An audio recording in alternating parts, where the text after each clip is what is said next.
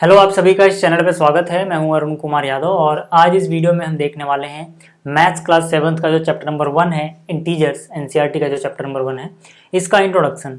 ठीक है, और इसके अलावा मैं आपको एक बात बता दूं कि अगर आप मैथ या साइंस क्लास 7th का मैथ या साइंस का एडवांस लेवल पे कोर्स देखना चाहते हैं जिसमें आपको बेसिक से लेके एडवांस तक सारी चीज़ें बहुत डिटेल में पढ़ाई गई हों, तो आप AK स्टडी ऐप डाउनलोड कर सकते हैं। यहाँ पे आपको क्लास 7th का मैथ एंड साइंस का कोर्स मिल जाएगा। ठीक है, जिसमें मैंने सब कुछ बहुत ही डिटेल में बता रखा है। ठीक है, तो शुरुआत करते हैं इस चैप्टर की। देखो, चैप्टर का नाम है इंटीजर्स, तो सबसे पहले हमें समझना होगा कि इंटीजर्स क्या होते हैं। लेकिन इंटीजर्स से पहले, ठीक है, आप नेचुरल नंबर्स पढ़ चुके हैं, होल नंबर्स भी पढ़ चुके हैं पिछली क्लासेस में, तो एक बार इनका भी रिवाइज कर लेते हैं कि ये क्या होते हैं। ठीक है, देखो, सबसे पहले बात करते हैं नेचुरल नंबर की, जिनको हम कैपिटल N से डिनोट करते हैं। नेचुरल नंबर का मतलब होता है वो नंबर्स जो हम नेचुरली बचपन में सीखते हैं। जैसे जब आप स्कूल गए होगे तो नेचुरली आपने काउंटिंग कैसे सीखी होगी? 1 से सीखी होगी। ठीक है, तो 1, फिर 2, फिर 3, फिर 4, इस तरह से आपने बचपन में काउंटिंग सीखी। ठीक है ना, ऐसे इन्फिनिटी तक जाता है, मतलब इसका कोई अंत नहीं है, आगे तक ये बढ़ता ही जाएगा। तो ये जो नंबर्स थे, ठीक है ना, इनको हम क्या बोल रहे थे? इनको हम बोल रहे थे नेचुरल नंबर। ठीक है, इसके बाद बात आती है होल नंबर्स की, जिनको हम कैपिटल W से डिनोट करते हैं। होल नंबर्स में क्या होता है? जीरो भी आ जाता है, यानी कि 0, 1, 2, 3, 4। ठीक है ना, इस तरह से ये इन्फिनिटी तक गया। ठीक है, तो ये जो नंबर्स हैं ये होल नंबर्स बन गए, जो नंबर ऑफ ग्रुप बना। ठीक है, तो ये जो नंबर है ये होल नंबर्स बन गए। जो ग्रुप आपको दिख रहा है, एक सेट दिख रहा है नंबर्स का, ये क्या है? ये होल नंबर्स हैं। इसी तरह से जब हम बात करते हैं इंटीजर्स की, तो देखो इंटीजर्स में क्या होता है? इंटीजर्स में 0, 1, 2, 3, ये अप टू इन्फिनिटी, ये सारे नंबर तो होते ही होते हैं। साथ ही साथ नेगेटिव इंटीजर्स भी आ जाते हैं, यानी कि -1, -2, -3, इस तरह से ये माइनस इन्फिनिटी तक चला जाता है।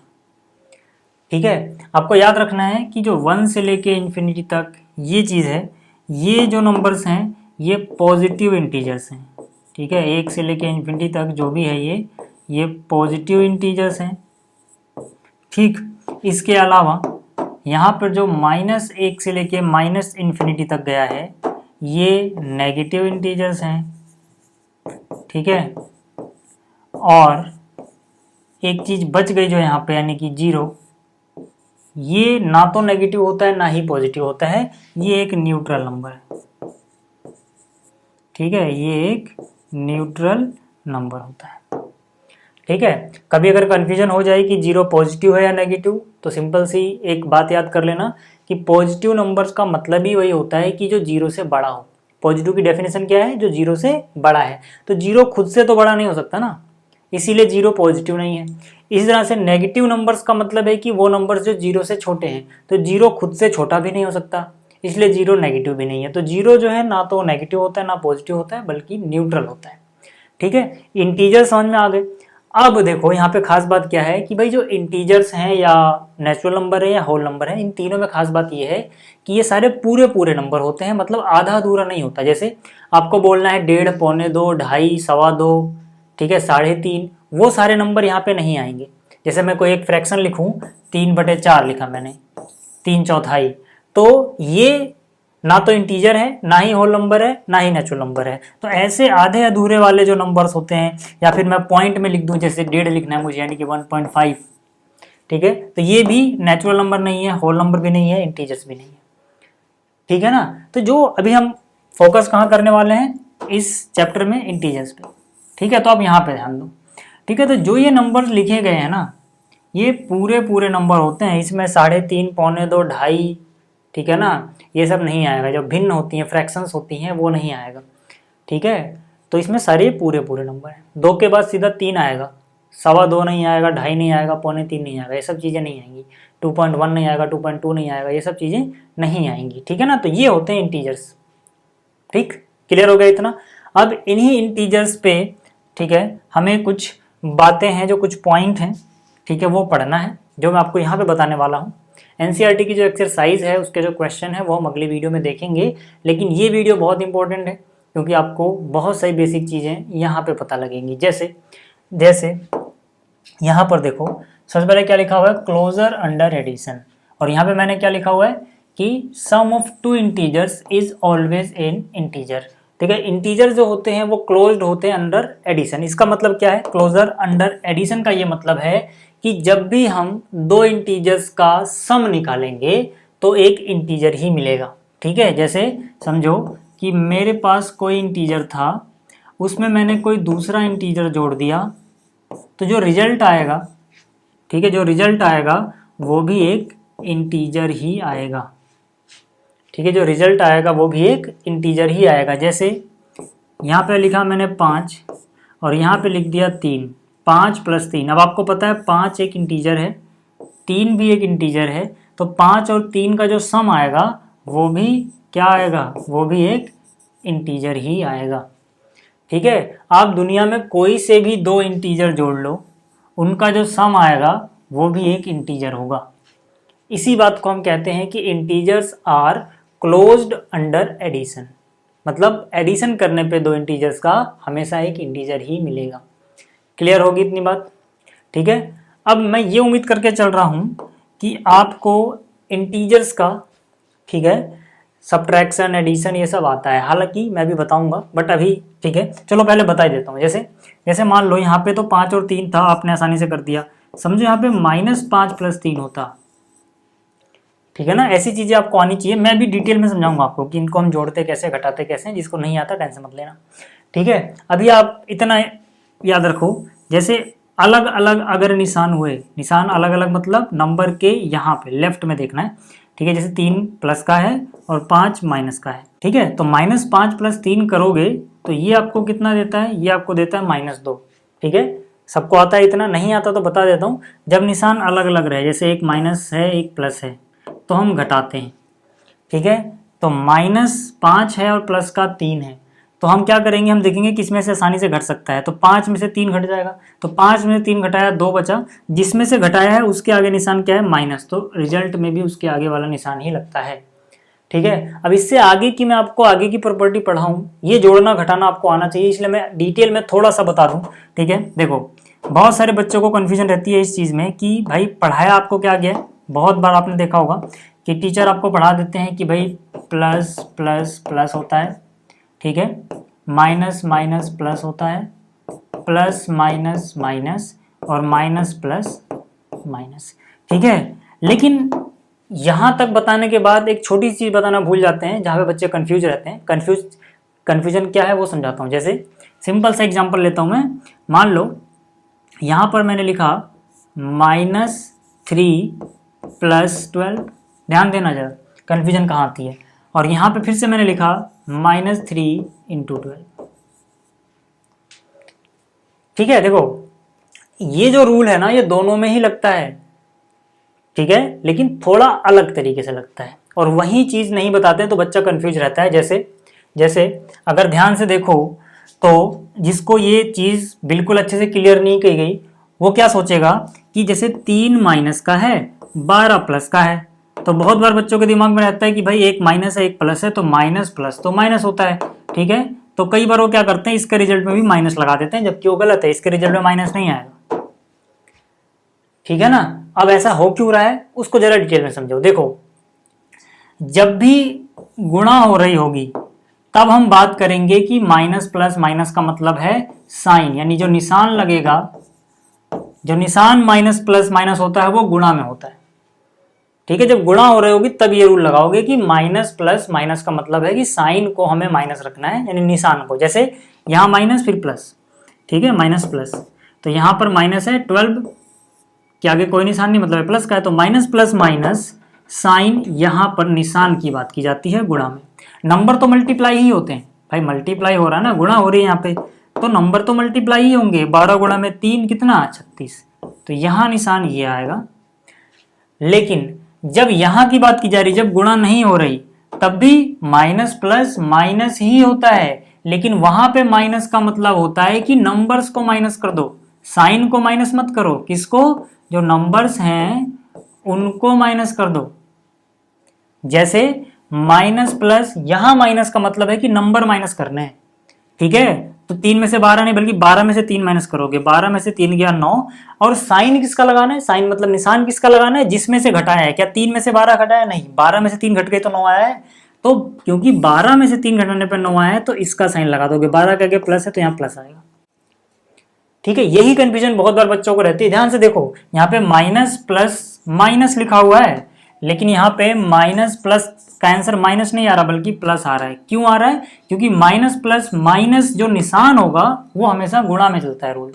और माइनस प्लस माइनस का मतलब है कि माइनस कर देना है, बल्कि किसको, नंबर्स को, जब गुणा नहीं हो रही है। मैं आपको और भी ऐसे एग्जाम्पल देता हूं, ध्यान से देखना। जैसे मैंने लिखा -3, ठीक है, और इसको मिटा देता हूं जरा ताकि जगह बने। इस चीज को ध्यान से देख लेना, कहीं कंफ्यूजन नहीं होगी।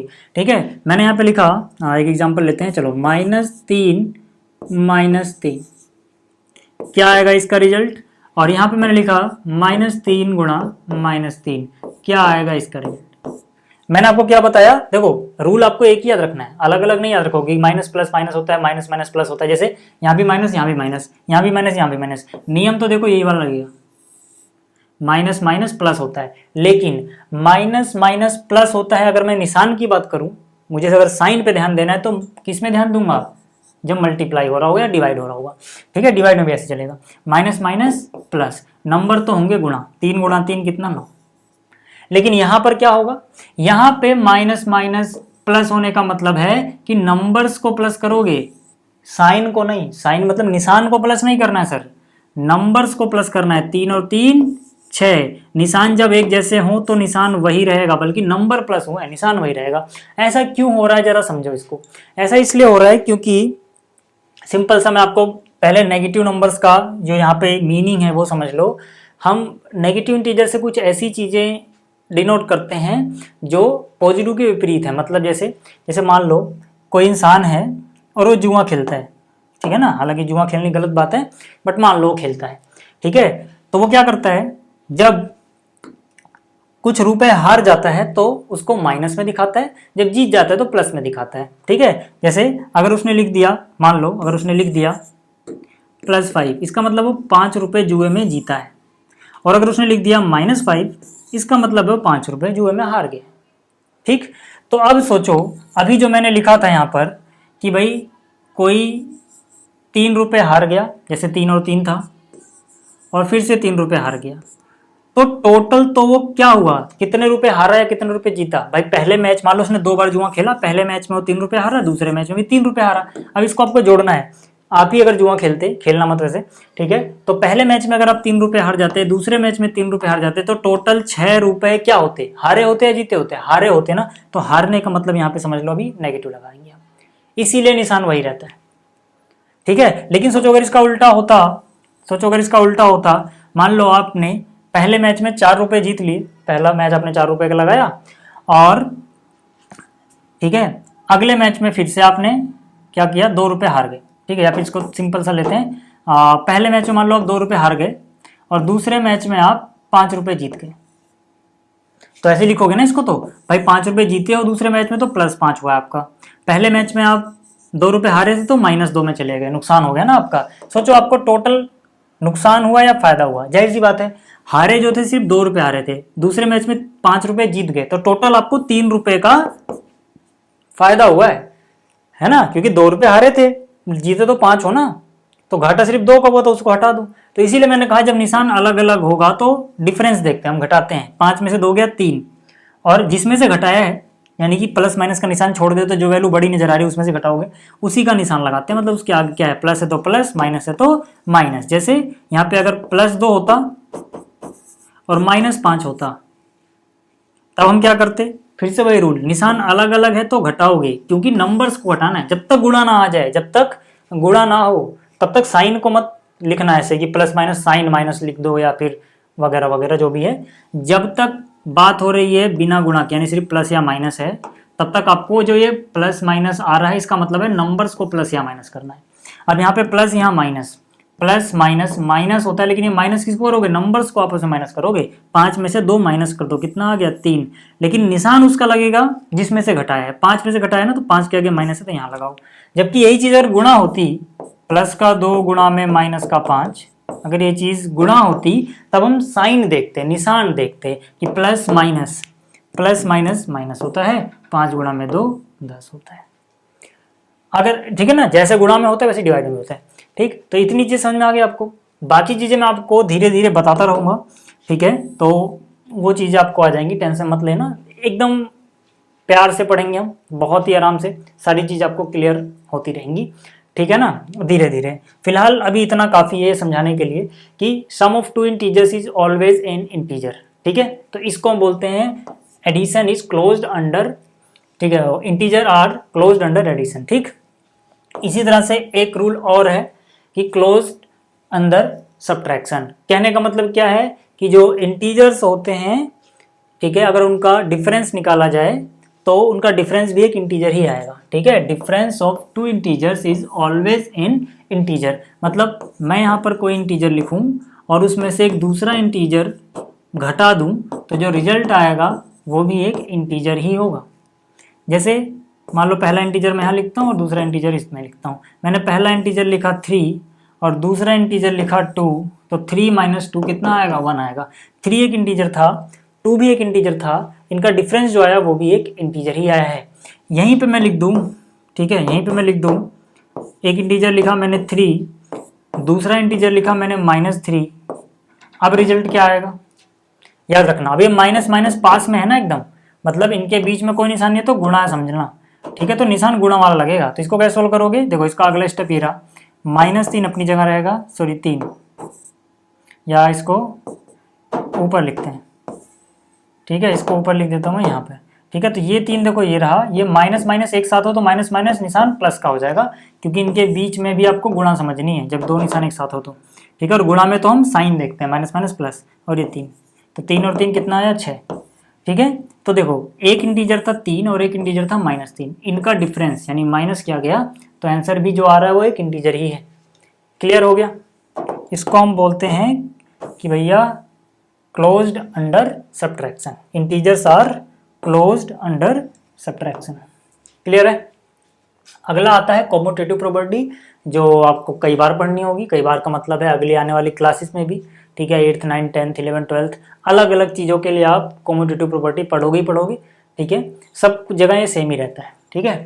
कॉम्यूटेटिव प्रॉपर्टी एडिशन की होती है और मल्टीप्लिकेशन की भी होती है, ठीक है। कॉम्यूटेटिव प्रॉपर्टी का सिंपल सा मीनिंग ये है भैया कि ऑर्डर चेंज कर दो तो फर्क नहीं पड़ता, मतलब चाहे a + b लिखो या b + a लिखो, दोनों ही बराबर आता है। कहने का मतलब क्या है, समझ लो a अगर 5 है और b 4 है तो इनको जोड़ के भी 9 ही आना है। अगर मैं पहले 4 लिख दूं बाद में 5 लिखूं तब भी जोड़ के 9 ही आना है। इसका रिजल्ट भी 9 देगा आपको, इसका रिजल्ट भी 9 ही देगा, ठीक है। ये मतलब होता है कॉम्यूटेटिव प्रॉपर्टी का, आगे पीछे करने से फर्क नहीं पड़ता, ठीक है। अच्छा, क्या माइनस में पड़ता है, बिल्कुल, ठीक है। 4 - 5 बराबर नहीं होता है 5 - 4 के, ठीक है। तो कॉम्यूटेटिव प्रॉपर्टी सब्ट्रैक्शन में नहीं लगती है, याद रखना, प्लस में लगती है और मल्टीप्लाई में लगती है। इस तरह से मल्टीप्लिकेशन की जो कॉम्यूटेटिव प्रॉपर्टी है वो भी सेम ही है भैया, कि भाई आपने a पहले लिखा गुणा में b बाद में लिखा है, और b पहले लिखा है a बाद में लिखा है, दोनों का रिजल्ट सेम आएगा। जैसे यहाँ पे 5 × 4 लिखो तब भी आपको 20 मिलना है, 4 × 5 लिखो तब भी आपको 20 ही मिलना है, ठीक है। डिवाइड में ऐसा नहीं होता है, डिवाइड में कहानी बदल जाएगी। 5/4 बराबर नहीं होता है 4/5 के, तो वहाँ पे प्रॉपर्टी काम नहीं करेगी। ये प्रॉपर्टी प्लस और मल्टीप्लिकेशन में ही काम करती है। क्लियर हो गया, ठीक है। इसके बाद आता है अपने पास एसोसिएटिव प्रॉपर्टी। एसोसिएटिव प्रॉपर्टी में क्या होता है कि आप किनको पहले एसोसिएट करेंगे, ठीक है। जैसे यहाँ पे देखो जो लिखा हुआ है इसको मैं समझाता हूँ। जैसे आपने लिखा 5 + 4 + 3, और यहाँ पे आपने लिखा 5 + 4 + 3। अब आप शुरुआत में तो दो जनों को ही जोड़ सकते हो ना, एडिशन कभी भी आप एक साथ 3 नंबर का कर ही नहीं सकते हो, ठीक है ना। आपको पहले किन्हीं को 2 को ही जोड़ना होगा। जैसे अगर मैं इसको जोड़ूंगा तो ऐसे थोड़ी ना कि एक बार में बता दूंगा कितना आंसर आएगा, या तो मैं जोड़ूंगा कि भाई चलो 4 और 3 को पहले जोड़ लेते हैं, 4 और 3 7 हुआ। अब ये जब 7 आ गया तब जो बचा हुआ यानी कि 5 वो मैं लिख देता हूँ 12, या फिर मन में जोड़ के भी लिख सकता हूँ, लेकिन मन में भी वही करना पड़ेगा ना कि पहले तो मन में भी किसी दो को ही करोगे, 4 और 3 7, अब जो आया 5 उसमें जोड़ दिया, 7 और 5 12। या तो कोई ऐसे कर सकता है, या फिर वो कर सकता है कि चलो यार पहले 5 और 4 जोड़ लेते हैं, 5 और 4 9, फिर उसमें 3 जोड़ लेंगे, 9 और 3 12। ऐसे भी रिजल्ट आपको ये मिल रहा है। तो मतलब आप किसको पहले एसोसिएशन बना रहे हो, किनका पहले ग्रुप बना रहे हो, उनको सोल्व कर रहे हो, इससे फर्क नहीं पड़ता प्लस और माइनस में, प्लस और मल्टीप्लाई में। ठीक है, क्लियर हो गया। तो मतलब किनका ग्रुप आप पहले बना रहे हो, किनका एसोसिएशन पहले कर रहे हो, ठीक है ना, उससे फर्क यहाँ पे नहीं पड़ रहा है। क्लियर हो गई बात। ठीक है, और भी एग्जाम्पल लेके देख लो यार। ठीक है, और भी एग्जाम्पल लेके देख लो। जैसे यहाँ पे लिखा आपने -4 प्लस, यहाँ लिख दिया 6 जमा में 3। ठीक है, यहाँ भी वही लिखा हुआ है -4 प्लस में 6 प्लस में 3, आपने इधर कर लिया पहले। अब देखो जरा दोनों जगह रिजल्ट देखो, 6 और 3 9 हुआ, इसका रिजल्ट आया 9, 9 प्लस का आया, और यहाँ पे है -4 बाहर।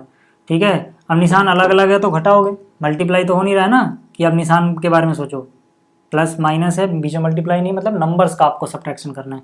तो 9 में से 4 गया 5, निशान किसका लग गया, जिसमें से घटा है, 9 में से घटा है नहीं +5।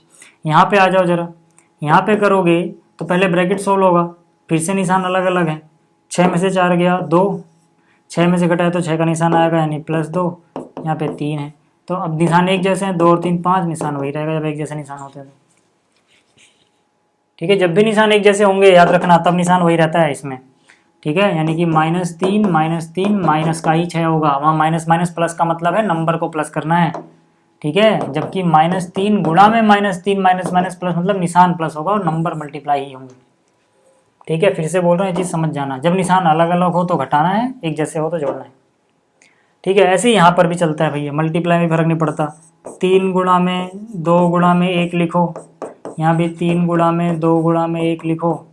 अब आप पहले चाहो तो इनको गुणा करो, 3 गुणा में 2 6, फिर 6 को 1 से गुणा करो, 6 कम 6 ही आएगा, या फिर पहले आप इनको कर लो, 2 गुणा में 1 2 हुआ, अब 2 को 3 से करो तब भी 6 आएगा। तो ये होता है एसोसिएटिव प्रॉपर्टी। ठीक है, ये है एसोसिएटिव प्रॉपर्टी ओवर एडिशन, ये है ओवर मल्टीप्लिकेशन। ठीक, अब बात करते हैं एडिटिव आइडेंटिटी की। एडिटिव आइडेंटिटी का मतलब क्या होता है कि आप कुछ ऐसा ऐड करो किसी नंबर में कि उसकी आइडेंटिटी ही चेंज ना हो, मतलब वो जो था वही रह जाए, उसकी आइडेंटिटी में कोई चेंज नहीं आया। तो आपके पास मान लो कोई इंटीजर है a, इसमें अगर आप 0 ऐड करते हो तो जाहिर सी बात है रिजल्ट आपको वापस से a ही मिलने वाला है, कोई फर्क नहीं पड़ेगा। तो जो 0 होता है वो एडिटिव आइडेंटिटी है। तो मैंने यहाँ पे लिखा है when we add 0 to any integer we get the same integer. इसीलिए 0 जो है वो क्या है, एक एडिटिव आइडेंटिटी है इंटीजर्स के लिए। ठीक है, आप कोई भी इंटीजर लो, जैसे मैंने लिखा 5, इसमें आपने 0 जोड़ा तो इसकी आइडेंटिटी चेंज नहीं हुई। 5 का मतलब क्या था, 5, 0 जोड़ने के बाद भी वो क्या रहा, 5 ही रहा। तो इसीलिए हम 0 को क्या बोलते हैं कि एडिटिव आइडेंटिटी है। या फिर आप 0 में कुछ जोड़ दो 6, तब भी वो 6 ही रहेगा। तो 0 क्या है, एडिटिव आइडेंटिटी। क्लियर हो गया इतना। ठीक है, फिर से बोल रहा हूँ, ये कोर्स अगर आपको एडवांस लेवल पे लेना है तो आप AK स्टडी ऐप डाउनलोड करना, वहाँ पे आपको मैथ और साइंस के एडवांस लेवल पे बिल्कुल सब कुछ NCERT के अकॉर्डिंग ही होगा उस कोर्स में। ठीक है, मिल जाएगा। ठीक है, एडिटिव आइडेंटिटी खैर हो गया अभी। अब बात करते हैं मल्टीप्लीकेशन बाय 0। कोई एक इंटीजर है अगर आपके पास, अभी हम सिर्फ इंटीजर की बात कर रहे हैं, ठीक है, उसको अगर आप 0 से मल्टीप्लाई करते हो तो रिजल्ट जो आता है वो 0 ही आता है। क्लियर हो गया। ठीक है, मतलब 5 × 0 0, -5 × 0 0, ठीक है, -213 × 0 0, मतलब कुछ भी आप कोई भी इंटीजर 0 से मल्टीप्लाई कर दो 0 ही आना है। ठीक, इसके बाद आता है डिस्ट्रीब्यूटिव प्रॉपर्टी। ठीक है, distributive over addition, distributive over subtraction. इसका क्या मतलब है, ध्यान से देखो, जैसे यहाँ पे लिखा है a × b + c, तो एक बार a मल्टीप्लाई कर दो b के साथ, यानी कि a × b आ जाएगा। ठीक, फिर देखो यहाँ बीच में निशान क्या है, प्लस, तो यहाँ पे प्लस लगाओगे, फिर a को मल्टीप्लाई कर दो c के साथ, यानी a × c आ जाएगा। ठीक है, इसको मैं करके दिखाऊँ अगर, तो जैसे मान लो लिखा है 2 × 3 + 5, तो इसको मैं क्या लिख सकता हूँ, इसको मैं लिख सकता हूँ 2 इंटू थ्री, फिर बीच में निशान क्या है प्लस, तो यहाँ लगाऊंगा प्लस, फिर मैं 2 इंटू 5 ये लिख सकता हूँ। रिजल्ट देखोगे तो दोनों तरफ से सेम ही आना है, चाहे आप करके देख लो, ठीक है। जैसे यहाँ पे पहले ब्रैकेट सॉल्व होता है तो 3 और 5 8 हुआ, 8 गुणा में 2 करोगे 16 आएगा। इस तरह से 2 गुणा में 3 6 हुआ, प्लस पहले मल्टीप्लाई करते हैं, पता है ना, 5 गुणा में 2 10 हुआ, 10 और 6 फिर से 16 ही आया। तो ये था डिस्ट्रीब्यूटिव प्रॉपर्टी ओवर एडिशन। इस तरह से डिस्ट्रीब्यूटिव प्रॉपर्टी ओवर सब्ट्रैक्शन भी होता है। जैसे मैं यहाँ पे लिखूँ 4 गुणा में 5 माइनस 3, तो इसको मैं क्या लिख सकता हूँ, 4 गुणा में 5, इसको मैं लिख सकता हूँ 4 गुणा में 5, 4 गुणा में 5 किया तो अंदर क्या निशान है माइनस, तो यही माइनस निशान यहाँ लगा दो, फिर 4 गुणा में 3। अब देखो फिर से रिजल्ट सेम आएगा। कैसे, इसका हो जाएगा 4 गुणा, ब्रैकेट शुरू करो, 5 में 3 गया 2, 4 दूनी 8। इधर अगर हम देखें तो 4 पंजे 20 माइनस 4 तिया 12, 20 में से 12 गया 8, ठीक है, दोनों तरफ से सेम ही आ रहा है। तो क्लियर हो गया आपको ये डिस्ट्रीब्यूटिव प्रॉपर्टी, ठीक है। चलिए इस वीडियो में इतना ही। अगली वीडियो में हम क्या देखेंगे, एनसीईआरटी की एक्सरसाइज और इंटीजर्स को कैसे ऐड सब्ट्रैक्ट करते हैं उसके बारे में डिटेल में देखेंगे पहले, फिर एक्सरसाइज शुरू करेंगे, ठीक है। तो इस वीडियो में इतना ही। इस वीडियो को देखने के लिए आप सभी का थैंक्स। जल्दी मिलेंगे अगली वीडियो में।